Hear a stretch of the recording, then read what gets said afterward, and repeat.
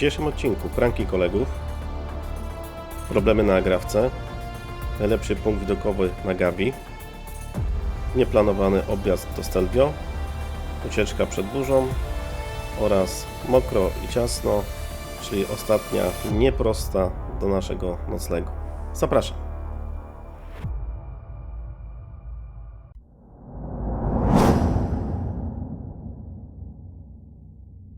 Dzisiejszy odcinek rozpoczynamy z południa Gavi, od baru DPS w kierunku Bormio, bo musieliśmy sobie zrobić mały postój ze względu na burzę, która nas spotkała. Dalej jedziemy w kierunku Umbrella Pass drogą 752 po stronie szwajcarskiej, zaraz tam obok Stelvio. Dalej jedziemy na drogę SS40 po stronie włoskiej. No i tutaj we Włoszech szybka kontrola radaru. Zobaczyliśmy, w Szwajcarii nadciąga kolejna burza, więc już nie jechaliśmy drogą 185-27, tylko pojechaliśmy jakby naokoło i do naszego noclegu.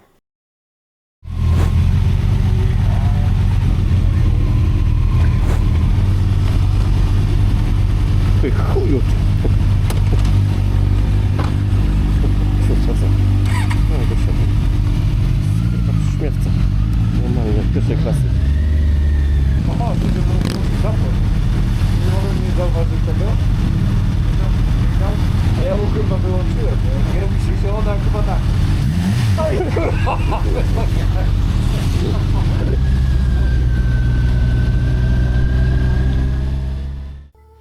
Dzień dobry internecie. Jesteśmy już po prankach motocyklowych. Po zjedzeniu obiadu właśnie. Najważniejsze, że humory dopisują po deszczu, który nas spotkał na Gavi pod sam koniec. Troszeczkę obsuszyliśmy się i ja już się ubrałem w cały kombinezon, a nie tylko w górę. No i poruszyliśmy z powrotem w kierunku naszego miejsca noclegowego. Parę słów o Gavi i Stelvio. To powiem tylko tak, że Stelvio jest wpisana w jedną z 10 najbardziej niebezpiecznych dróg na świecie. I może i słusznie, chociaż moje osobiste zdanie jest takie, że Gavia jest bardziej niebezpieczna, jest moim zdaniem jest bardziej hardkorowa. Rzadziej występują te wszystkie barierki, droga jest bardzo wąska, no i jak są jakieś zdarzenia drogowe, tak jak Włosi mówią, no to przeważnie tutaj coś się dzieje, także zobaczcie, jak ta droga dalej przebiega i co nas tutaj spotyka na powrocie.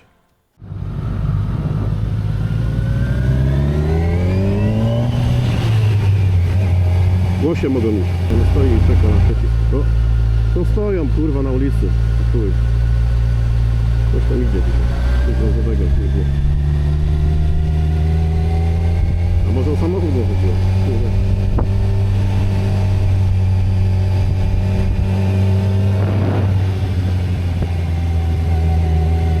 Ale opada mi nie kleje w ogóle. Patrzę w ogóle. To jest... jest taki ciągnie motocykl, tak kurwa wiesz, nie, że ja kontroluję ten przechył, tylko jest takie, nie, taki cykam trochę, nie? I tutaj no jest 9 stopni pokazuje, nie? No, się spinamy znowu. No.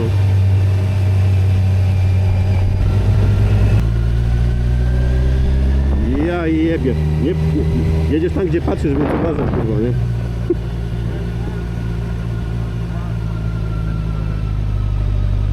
My tu w deszczu jechaliśmy?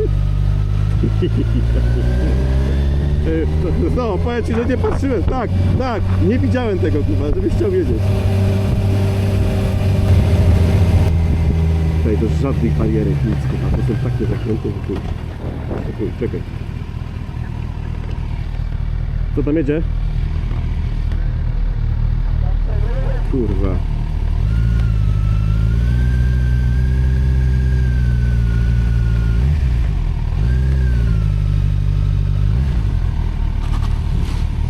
Dobra, niech pojedzie. Jedź.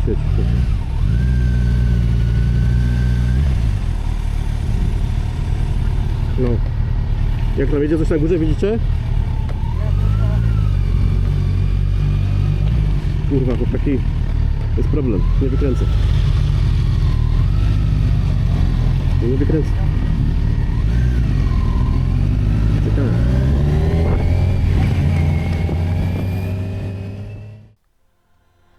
Jak widzicie, wjazd na Gavię od południa to zupełnie inna historia niż jej bardziej znana strona. Tutaj zaczyna się prawdziwa zabawa, albo raczej test nerwów, precyzji i wiary w to, że kierowcy z naprzeciwka też lubią żyć. Droga jest tak wąska, że momentami masz wrażenie, że została zaprojektowana nie dla samochodów czy motocykli, tylko dla kozic. A przewyższenia sprawiają, że każdy zakręt odsłania nie widok, tylko przepaść z widokiem. Minąć się z autem? Jasne. Tylko pod warunkiem, że jedno z Was zrezygnuje ze swoich marzeń, no i uwierzcie mi, że przeważnie to jesteś Ty, jeśli jedziesz motocyklem. Tu nie ma barierek, nie ma marginesu błędu, a asfalt miejscami wygląda, jakby już dawno powiedział, dobra, radźcie sobie sami, ale właśnie w tym tkwi magia tej południowej Gabii. Jest surowa, dzika, prawdziwa. Każdy metr podjazdu to połączenie adrenaliny, zachwytu i lekkiego pytania w głowie, kto wpadł na ten pomysł, żeby puścić tu ruch dwukierunkowy. Ale kiedy docierasz wyżej, mimo wszystko wiesz jedno, było warto.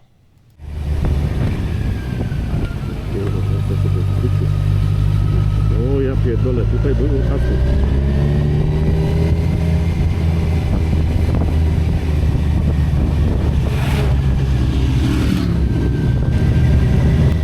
Ale widok, patrz w lewo, Marty, ty.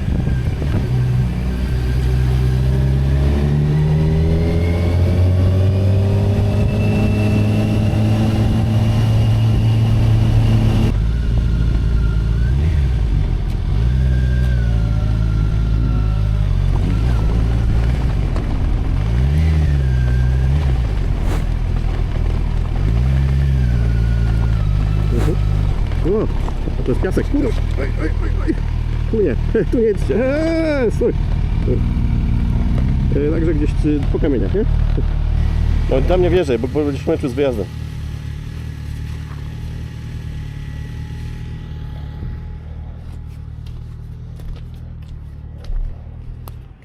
No tu się lepiej nie spierdolić. To się nagrywa. Nie wiem co.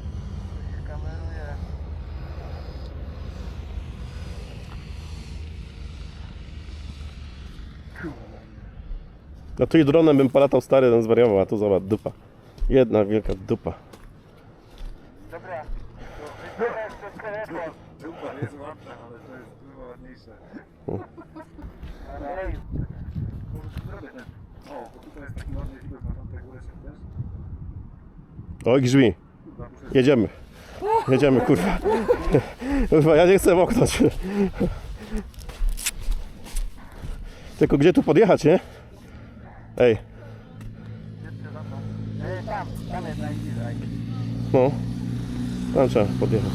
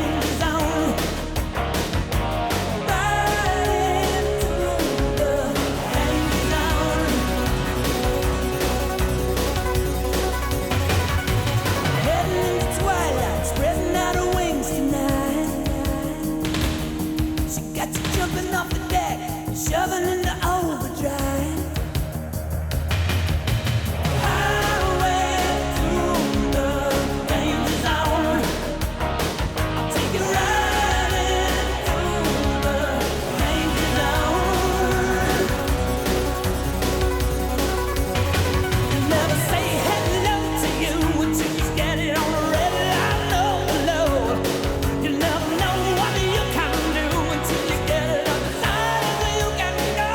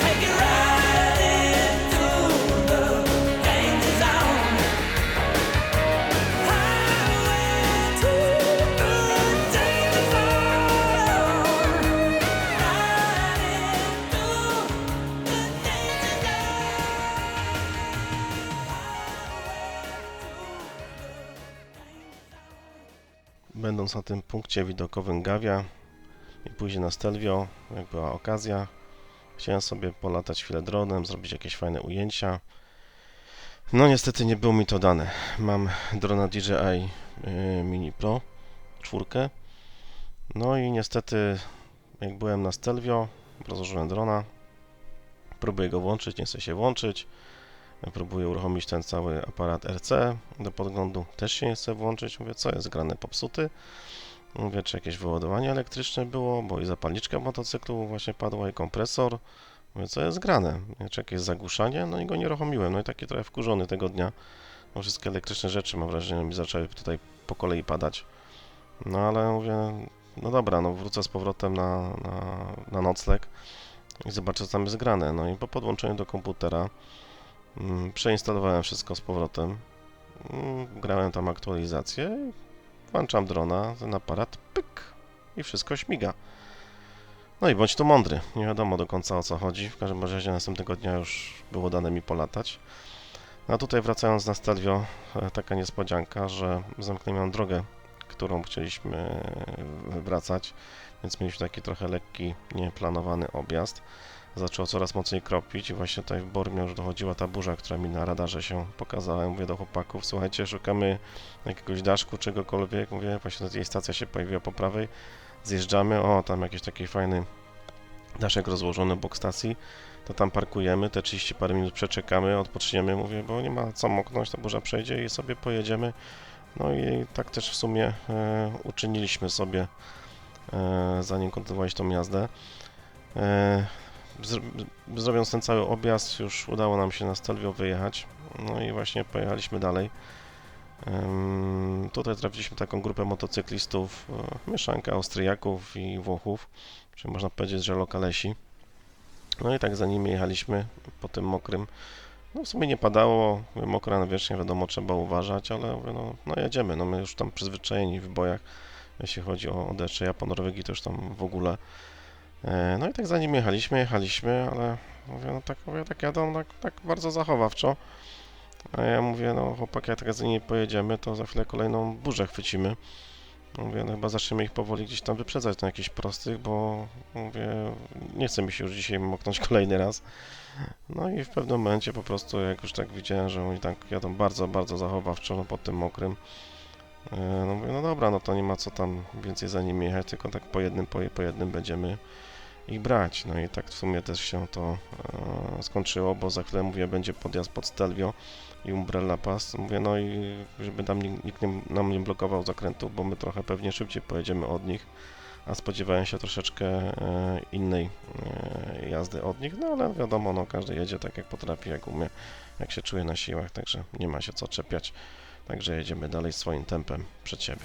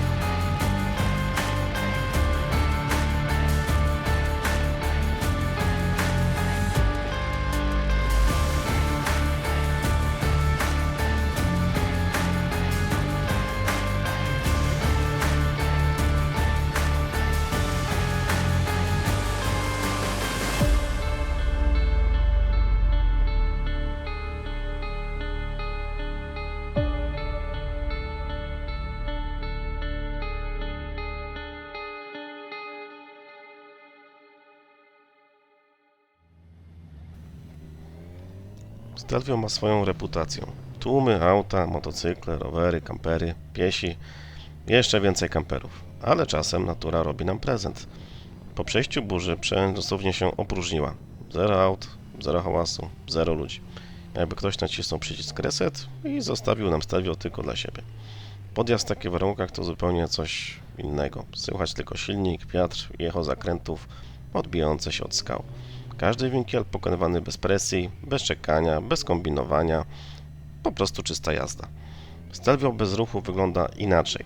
Bardziej majestatycznie, spokojniej, jakby nagle przypomniało sobie, że jest królową Alp i czasem chce pobyć sama. A my, wykorzystując tą chwilową samotność, odbijamy z góry w kierunku Szwajcarii i to jest właśnie ta magia w górach. 5 minut wcześniej burza, a teraz droga jak z katalogu i cała dla nas.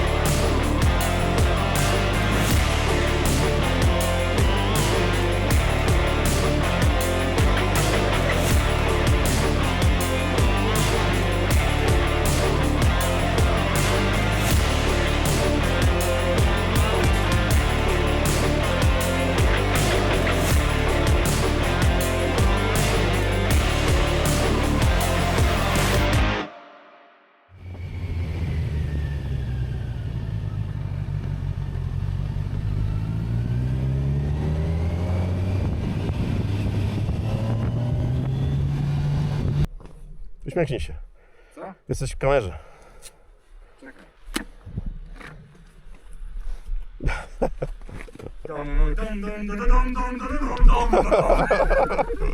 Power Rangers, kurwa. Kuba.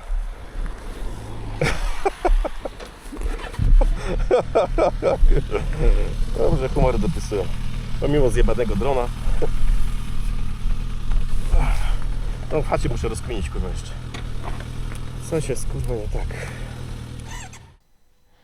Jesteśmy obecnie na Umbrella Pass i oryginalnie w planie mieliśmy odbić z tej drogi na tak zwane Open Pass po stronie szwajcarskiej, czyli odbić sobie dalej na drogę 28, później z powrotem na drogę 27 i tam już w stronę naszego noclegu przebić się na część austriacką i dobić, że jak powiem, do naszego noclegu. Niestety nie było nam to dane z tego względu, że od właśnie strony wschodniej Szwajcarii szła kolejna potężna burza. Mówię, dobra chłopaki, no to jak nie chcemy moknąć, jechać w burzy po tych górach, zakrętach, no to wracamy mniej więcej tą samą trasą po stronie włoskiej, tylko nie będziemy się przybijać z powrotem do Szwajcarii, tylko pojedziemy cały czas to prosto w kierunku Austrii i tam też jest dosyć fajna kręta droga, trochę inny dojazd do naszego noclegu, bardziej wąsko, niebezpiecznie, ale też fajnie. No i tak też postanowiliśmy zrobić, więc Jeśli chodzi o mapę, to wstawię Wam 2 linki w opisie. Jeden jako oryginalny, taki jaki był plan, żebyście sobie mogli bez problemu to odzorować, a drugi taki, jaki finalnie pojechaliśmy, bo droga też nie była zła, tylko że więcej było powtórzeń. Natomiast tak jak widzicie na tym filmie i oglądaliście pierwszą część, no to zauważcie, że te góry, widoki zupełnie inaczej wyglądają jadąc z północy na południe i później wracając z południa na północ. Zupełnie inne aspekty się widzi tych wszystkich gór, zakrętów, jakby totalnie inne drogi były. I to też jest właśnie fajne, żeby tak się przejechać tymi przełęczami. Także lecimy dalej.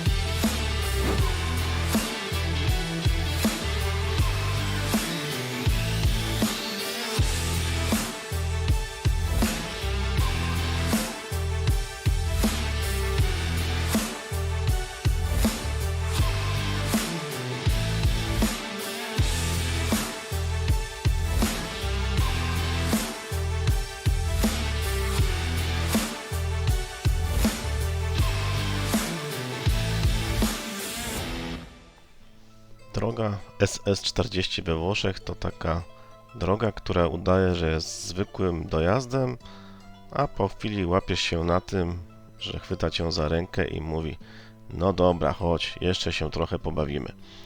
Szeroka, gładka, lustro, zakręty po prostu jak z katalogu. Aż człowiek zaczyna podejrzewać, że Włosi tędy nie jeżdżą, tylko trzymają specjalnie dla motocyklistów. A my lecimy w stronę Austrii, gdzie czeka już na nas porządek, ład, skład, no i ograniczenia prędkości. Więc ta droga SS40 to ostatnia szansa, żeby Włochy szepnęły nam do ucha: dawaj, jeszcze jeden winkiel. No i oczywiście, kto by odmówił?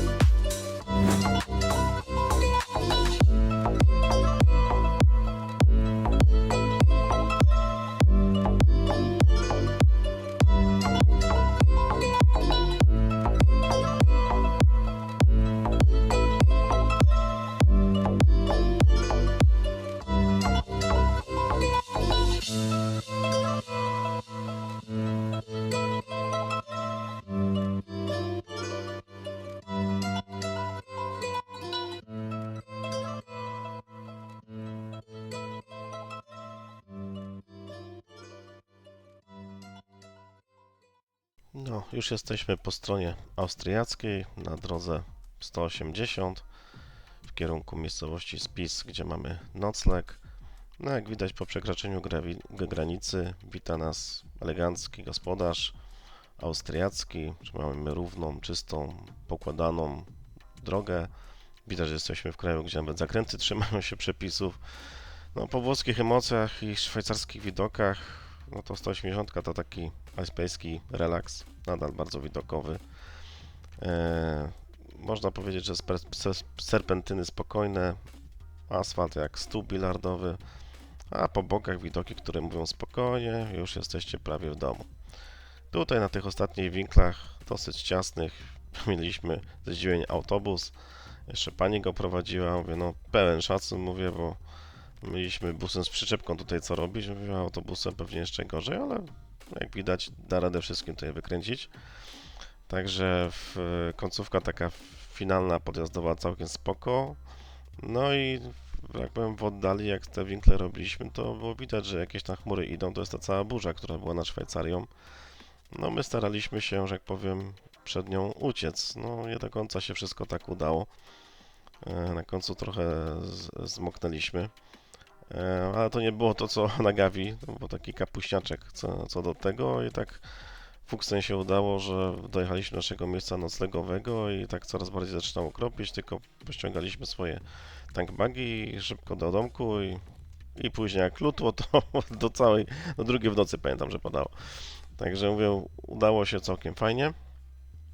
Ten podjazd tutaj do tego spisu naprawdę fenomenalny, bo obojętnie z którą stronę pojedziemy, czy w prawo, czy w lewo od naszego noclegu, no to tylko macie takie winkle, nie? Więc na rozgrzewkę super z rana, od razu się człowiek pobudza, kawy nie potrzeba. Mało tego, ta miejscowość jest bardzo ciekawie położona, ten nocleg, ponieważ on jest przy granicy szwajcarsko-austriackiej, a tam jest tak zwany duty free. No i jak pokażę w następnym odcinku, za ile my paliwo zatankowaliśmy, to no nie uwierzycie. No i tutaj ostatni winkiel, taki dosyć ostry, także ciężko tutaj podjechać od tej strony, ale da radę. Także ja zapraszam na kolejny odcinek, gdzie będziemy głównie winklować już po Austrii, tą część taką włoską sobie dojazdową odpuścimy i skupimy się na przełęczach typowo austriackich. Także zapraszam serdecznie, subskrybujcie, żeby nie przegapić, a ja dziękuję za obejrzenie pierwszego, drugiego odcinka. Do zobaczenia, cześć.